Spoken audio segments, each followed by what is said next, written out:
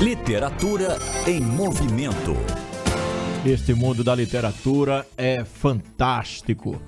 A cada dia é uma surpresa, a cada dia uma novidade de escritores, de escritoras que se debruçam em cima das páginas para deixar suas impressões. Nós vamos a São Paulo agora, a São Paulo, conversar com a cronista Mariana Iannelli. Alô, Mariana, boa noite. Alô, Marcelo, boa noite. Que alegria estar aqui. Oh, alegria toda nossa. Tudo bem com você, Mariana? Tudo bem, tudo bem. Poxa, que legal. Te mandar um grande abraço ao nosso querido Ney Anderson, nosso amigo em comum, né? Que encaminhou você para cá. Você sabe que o Ney Anderson, ele é jornalista, é radialista também e já foi produtor desse programa aqui, viu, Mariana? Ah, que maravilha, que maravilha. Justamente. Eu gosto muito de rádio, eu fiz jornalismo e eu gostava muito de rádio, né? De todas ali, imprensa, televisão, eu gostava mesmo, era de rádio. Poxa, que legal. Você está no campo do jornalismo ainda, não? Não, eu assim, atuei dentro do jornalismo na parte de resenha literária mesmo, né? Sim. Mas rádio nunca, e sempre gostei muito.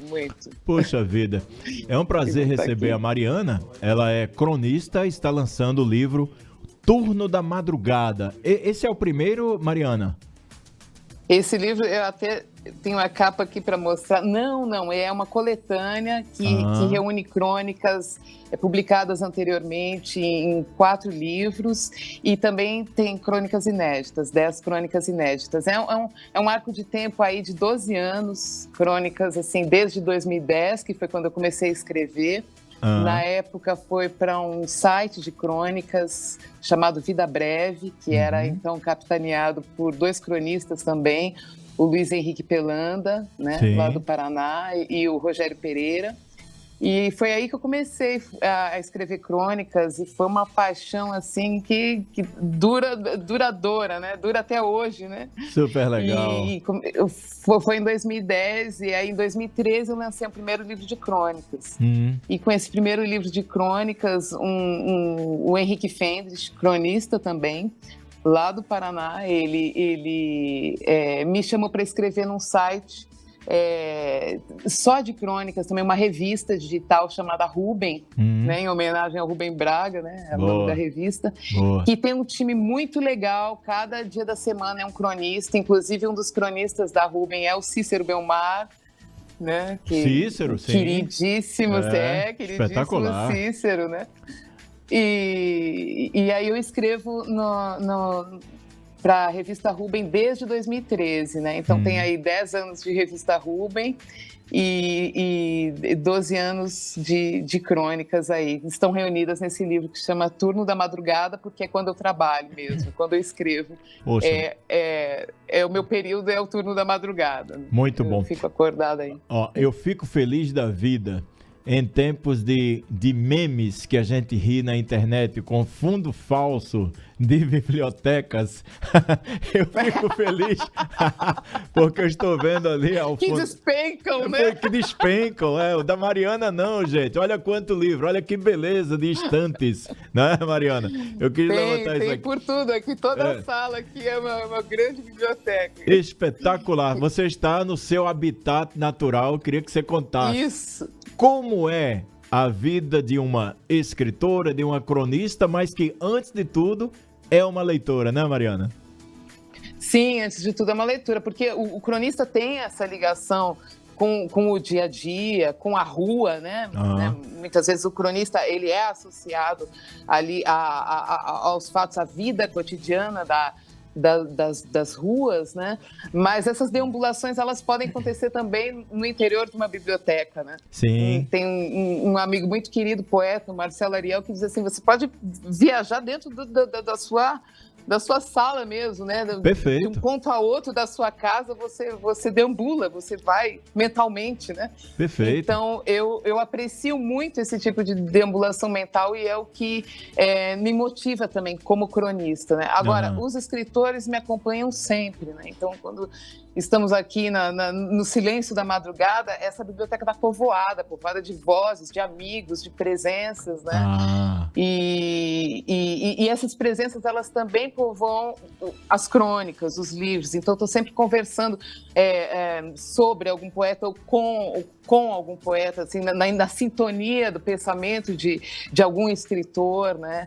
Há crônicas, por exemplo, em que são crônicas comemorativas. Então, assim, eu falo do Mário Quintana, ou então é uma crônica da data de morte da Emily Dickinson. Então, eu falo sobre a Emily Dickinson. Então, eu trago tudo isso mais para o presente, né? Para o nosso tempo mesmo, né? Porque todos esses escritores, não importa em que séculos eles tenham vivido, eles habitam o nosso tempo também, né? Então, é fazer esse cruzamento de tempos e trazer essas presenças que nos povoam e que nos formam, e são também filiações, né? Assim, nós nos filiamos a tantos, né?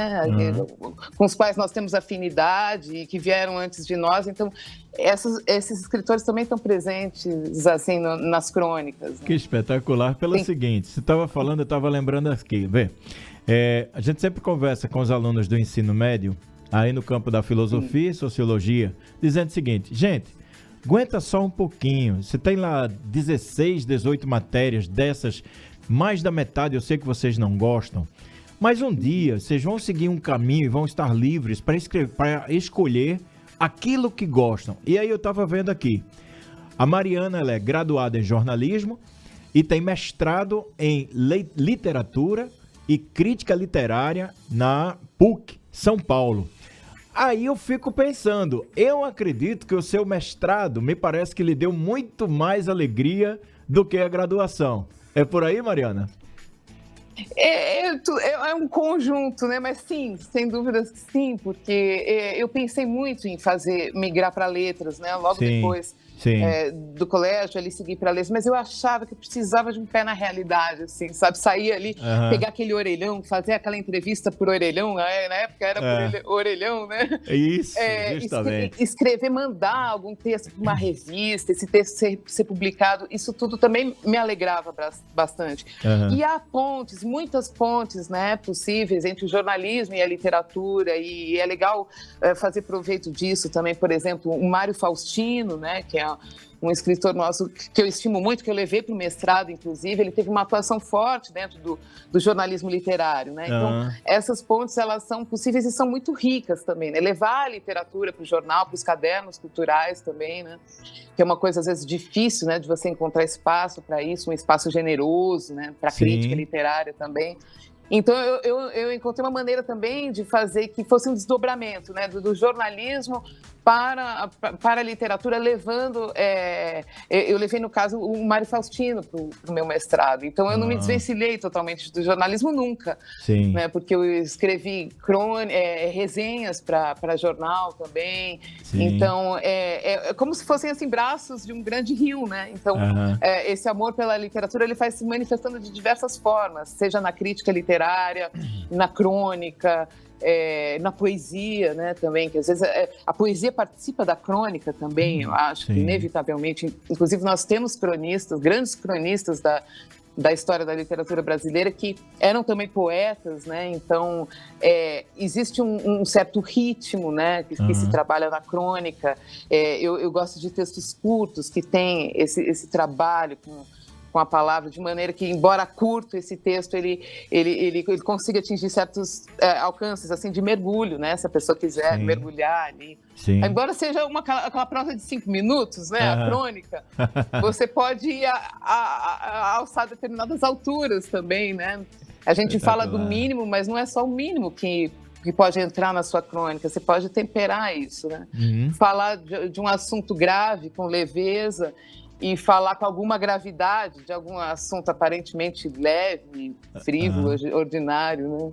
Então, fazer esse jogo eu acho interessante também. Pôr um pouco de penumbra, né? Na crônica. Né? Isso. Mariana, 4 vezes finalista do Prêmio Jabuti, com Fazer Silêncio, Almádena, O Amor e Depois, Tempo de Voltar. Aí tem o prêmio da Fundação Bunge, em 2008.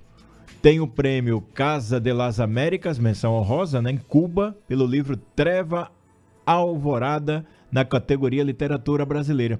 Mariana, qual a sensação? Porque nós ficamos sempre com aquela impressão de dizer, puxa, vamos escrever aqui, mas às vezes não temos uma dimensão de onde vamos chegar.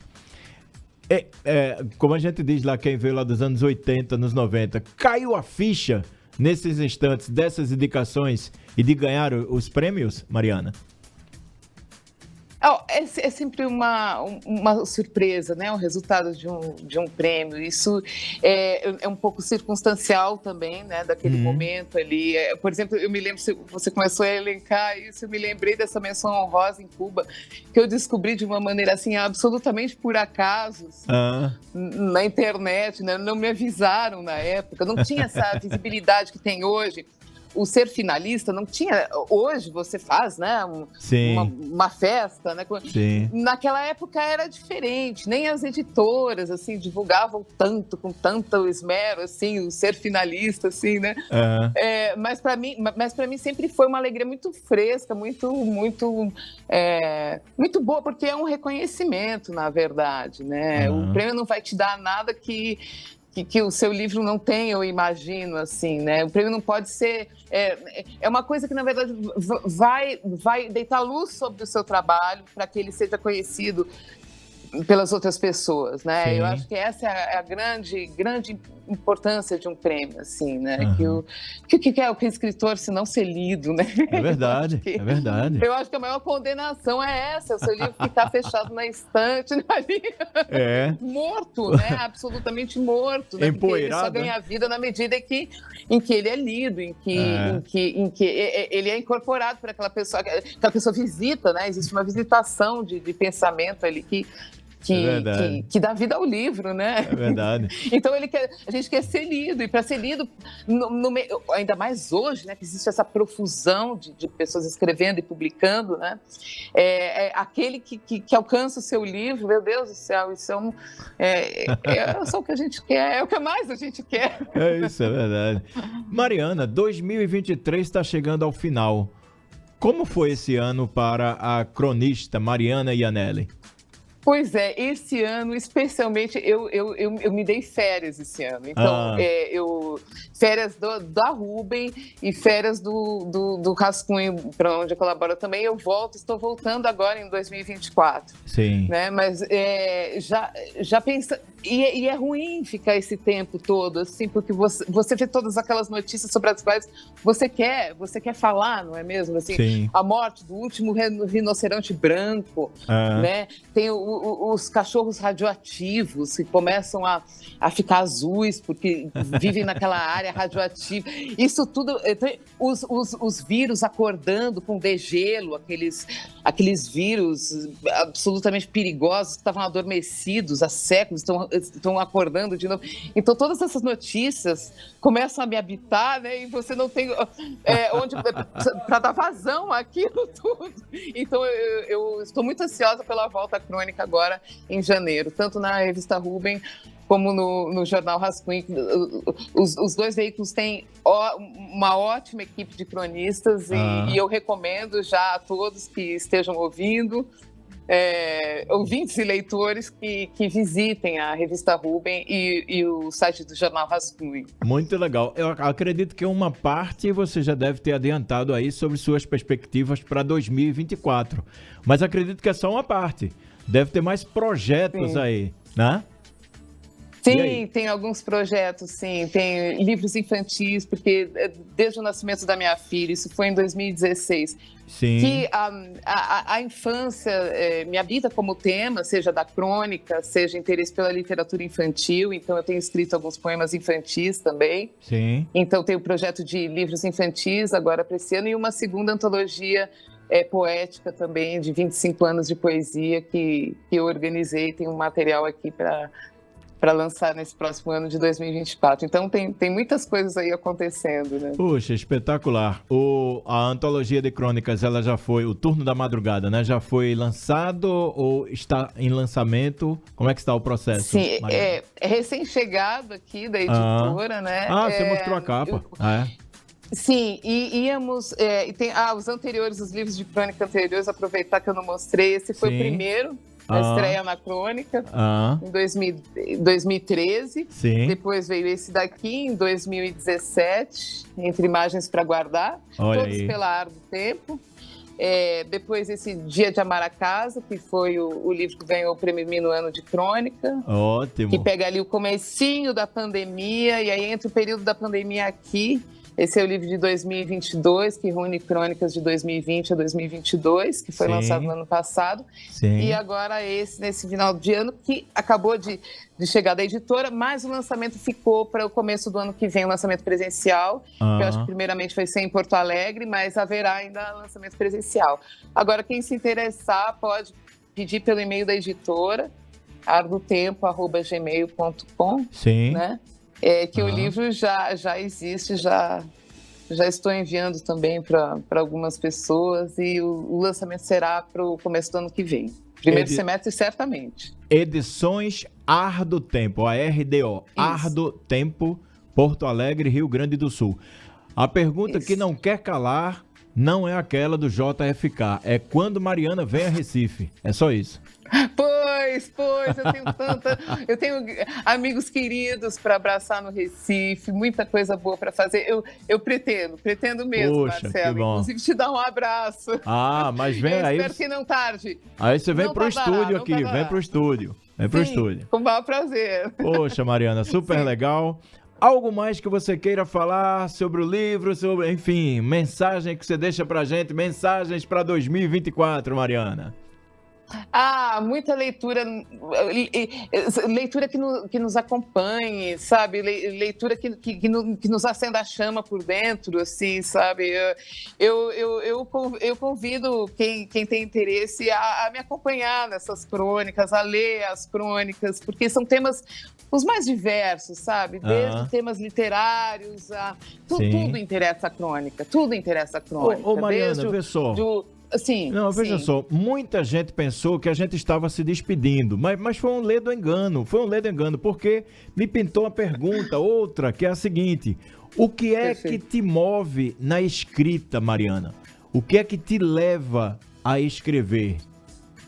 Tantas coisas, não é mesmo? Por exemplo, a indignação, nesses anos últimos, assim, mais recentes, leva a escrever crônicas, sabe? A indignação quando você vê, por exemplo, a criança tendo que viver nesse mundo, e como você faz para que ela participe dessa realidade, não escamotear a realidade de uma criança e, no entanto, não roubar a inocência dela, com essa mesma realidade que você pretende mostrar. Então, assim, a indignação é algo que pode mover muito, dá energia ao seu texto, e energia no seu buscar o outro, né? Para que o outro te escute, para que o outro te acompanhe naquele sentimento.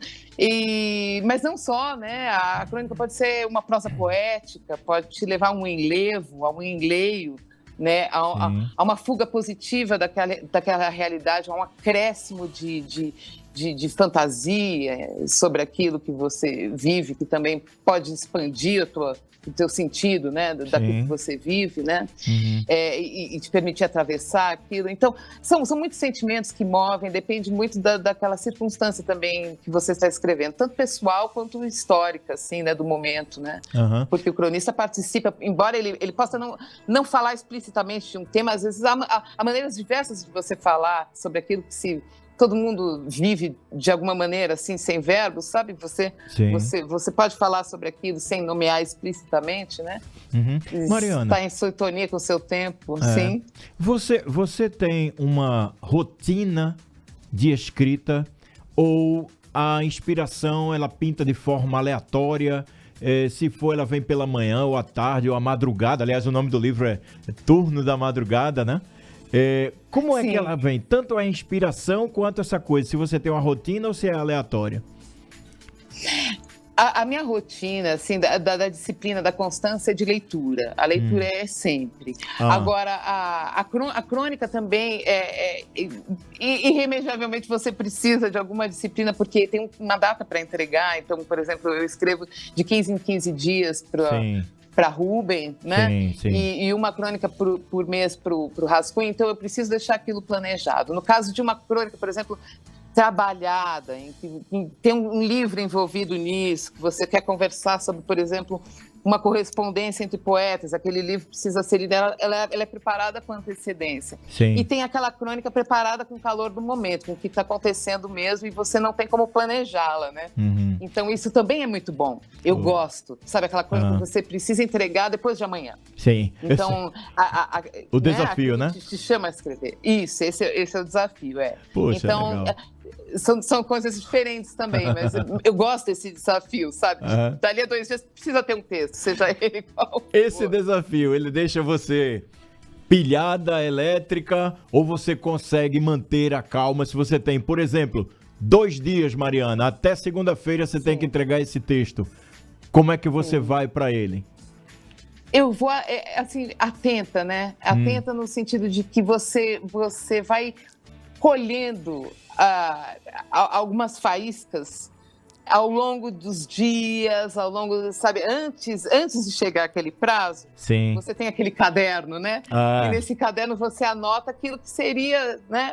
Por exemplo, eu tenho já apenas o título da crônica, primeira crônica dessa volta a Rubem, que é O Gosto das Azeitonas Verdes. Então, eu já tenho isso na minha cabeça. Vai ser daqui a 4 semanas eu vou escrever. Sim. Provavelmente em cima da hora também. Mas alguma coisa eu já tenho ali, né? Alguma semente você vai deixa. Vai pintando um esboço. Isso. Boa. Ô, Mariana, que legal, super legal. Obrigado pela entrevista. Um Feliz Natal. Marcelo. Feliz Natal, um ótimo 2024. Enquanto tiver coisa nova, é só entrar em contato e aí a gente traz você aqui para conversar, para lançar os novos livros. Tá joia? Maravilha. Muito tá sucesso, joia. Mariana. Agradeço muito. Valeu. Um grande beijo. Valeu, beijão. Valeu. Mariana e Anelli com a gente no Movimento Cultural lançando Turno da Madrugada, antologia de crônicas.